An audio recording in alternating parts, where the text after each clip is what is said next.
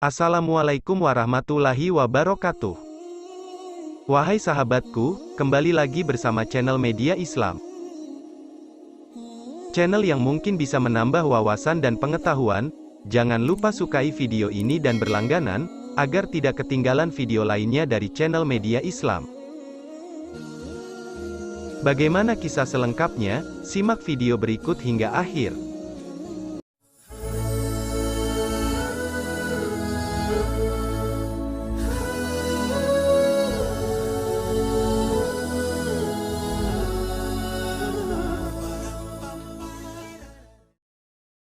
Pemuda Brazil ini dapat hidayah setelah pulang mabuk. Ini adalah kisah nyata seorang warga dari Brazil yang telah menemukan jalan hidupnya yang lurus. Setelah sebelumnya bergelimang dengan dosa di bar-bar dan pesta-pesta malam di kota Rio de Janeiro. Nama pemuda ini Cassiano. Menurunkan kisah Cassiano menemukan Islam dari video yang dirilis sebuah televisi Dubai. Semoga bermanfaat adanya. Cassiano bertutur, "Saya dilahirkan di Brazil, di sebuah tempat bernama Petrolina. Semula saya berpikir, mengapa orang-orang beragama? Sebab bagi saya, agama itu hanya dongeng fiksi belaka. Saya pun mulai menjauhkan diri dari gereja, saya berpaling dan pergi bertentangan dengan agama. Saya tidak percaya pada apapun soal agama, semuanya kelihatan seolah-olah seperti candaan. Waktu itu hari-hari yang saya jalani sangatlah sulit, saya seperti bukan diri sendiri. Bulan Februari, ketika saya sedang bermain gitar di sebuah karnaval kota Rio de Janeiro, saya menemukan diri saya dalam kesedihan luar biasa. Waktu itu bukanlah hari yang baik buat saya, sebab berbagai problema membebani pikiran saya. Saya berjalan tak tentu arah dan kaki saya selanjutnya membawa saya pulang ke rumah tanpa tujuan jelas. Saya berada dalam keadaan mabuk, semua orang mabuk dan semua di mata saya kelihatan samar-samar. Saya merasakan malam itu adalah malam yang aneh sekali yang belum pernah saya rasakan. Di saat perasaan saya sedang sedih, saya pergi mandi pada malam tersebut.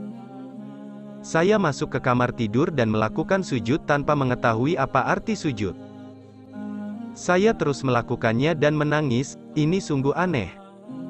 Saya berkata, "Ya Tuhan, keluarkanlah saya dari negara ini atau saya akan mati." Hati saya sangat sesak waktu itu. Sebulan selepas peristiwa malam yang aneh itu, saya secara aneh sudah berada di negara Dubai. Semula saya tidak tahu apa Dubai. Ceritanya, ketika itu ada seorang teman saya, dia wanita, yang mengundang saya pergi ke Dubai secara cuma-cuma. Saya betul-betul tidak menyangka semua itu terjadi begitu cepat. Inilah yang saya sebut tadi aneh. Teman saya ini memberi informasi apapun tentang Dubai kepada saya. Ketika tiba di Dubai, saya bertanya kepada dia, "Apa itu Dubai?" Dia menjawab, "Dubai terletak di Timur Tengah, di Teluk Persia." Saya berkata, "Berhati-hatilah, mereka lagi berperang, dan mereka adalah Muslim. Berhati-hatilah dengan orang Islam. Mereka akan membunuh Anda." Dia tertawa dan berkata, bukan demikian di sini." Dia menambahkan, "Saya juga seorang Muslim." Saya tidak menyangka lalu saya berkata, "Wah, Anda seorang Muslim? Berhati-hatilah." Dia berkata, "Anda harus datang dan melihat sendiri jika benar seperti yang Anda katakan." Saya tiba di Dubai dengan tidak mengeluarkan uang sepeser pun, semuanya ditanggung oleh teman saya itu. Seolah-olah Allah telah membawa saya keluar dari Brazil dan pergi ke Dubai. Selama 2 bulan tinggal di Dubai, saya memeluk agama Islam dan mengucapkan syahadah karena saya berpikir sebelumnya saya berada di jalan yang sangat sesat. Di sana Islam menjelaskan semua apa yang saya lakukan sebelumnya secara gamblang dan transparan sekali sehingga membuat saya sangat bersalah ketika mengingat masa lalu, namun saya bersyukur kini telah menemukan jalan yang tepat. Adele, yang membawa saya ke Dubai itu sudah saya anggap seperti saudara saya. Dia merupakan teman terbaik saya di Dubai. Dia membantu saya dalam segala hal dalam langkah saya sebagai mualaf. Kami banyak sekali berdiskusi masalah agama. Alhamdulillah, dia merupakan rekan terbaik saya. Dia tidak lelahnya menjelaskan Islam kepada saya. Hal pertama yang saya tanyakan berkaitan Islam adalah, adakah kita perlu salat setiap hari? Dia berkata, ya. Saya mengulangi pertanyaan saya, Anda salat setiap hari? Dia menjawab, ya, setiap hari, jawabnya lagi. Satu hal yang menarik bagi saya dalam Islam adalah soal berwudu, bersuci. Islam mengajarkan kita selalu harus mandi dalam setiap selesai kegiatan, kita mandi untuk pergi kerja. Kita mandi untuk bertemu teman, intinya kita harus bersih dan wangi. Kita harus bersuci dalam setiap hidup kita karena Allah menyukai hambanya yang bersih, suci. Ketika kita menghadap Allah kita juga harus bersih dengan bersuci lebih dahulu dan berdandan dengan sopan sesuai tuntunan. Maka sangatlah salah kalau kita tidak mandi atau bersuci saat bertemu dengan Allah. Mengapa?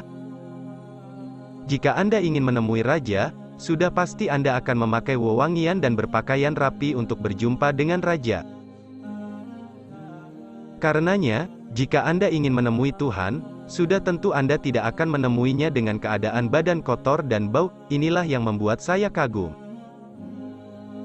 Saya merupakan anak tunggal dalam keluarga.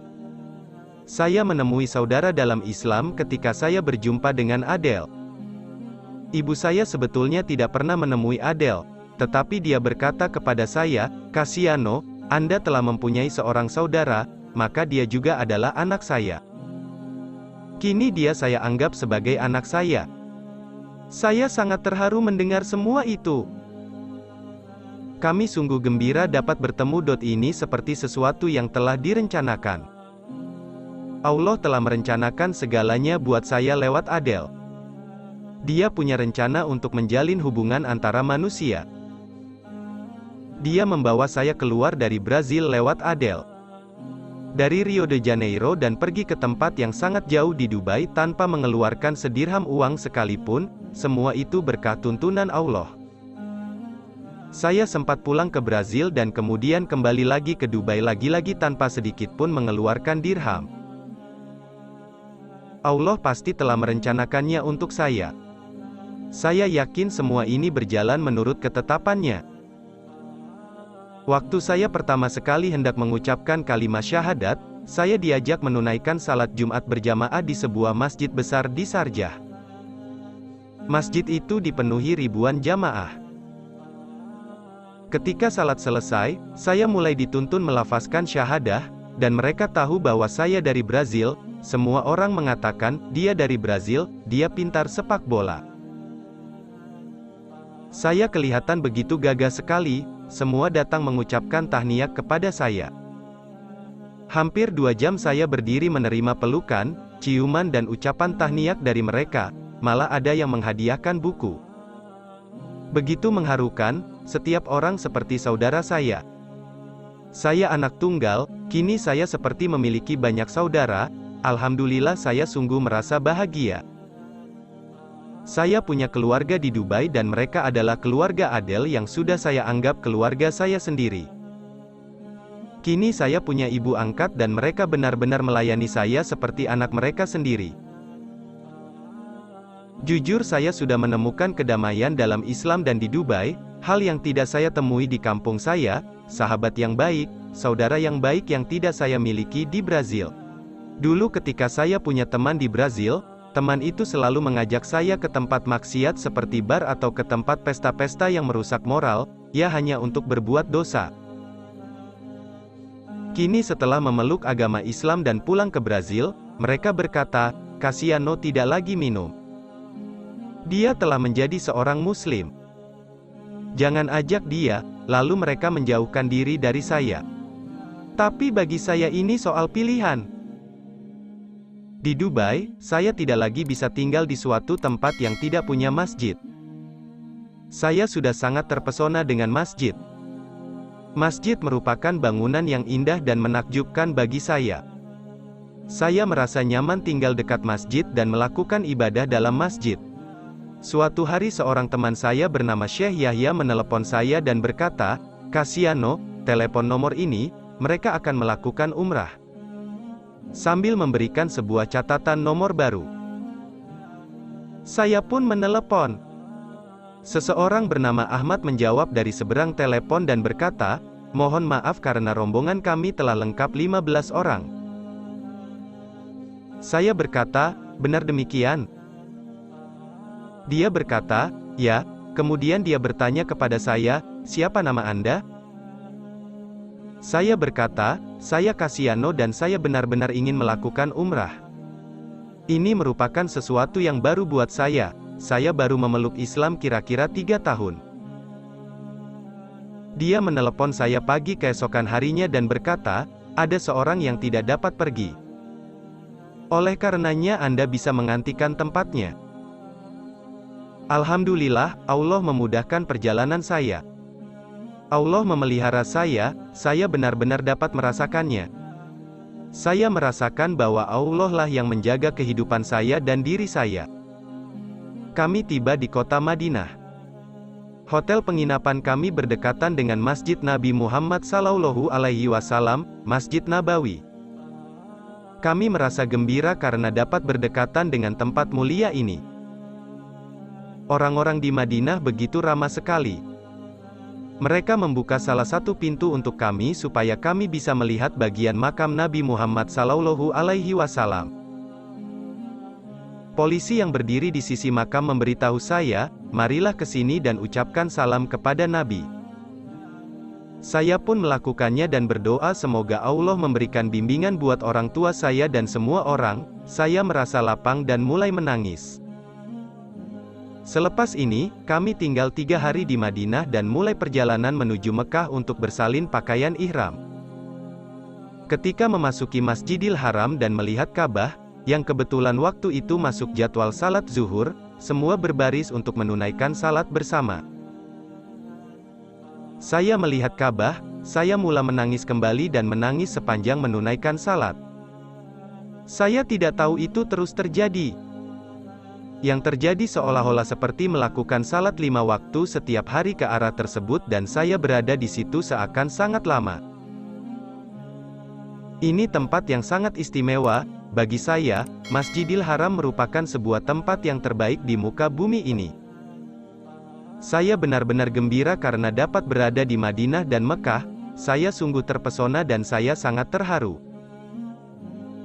Keimanan saya menyebabkan hati saya tenang dan mantap, saya sungguh-sungguh mencintai Allah. Kalau dulu begitu banyak masalah yang saya hadapi, kini Allah merupakan yang pertama dalam hidup saya tempat mengadu.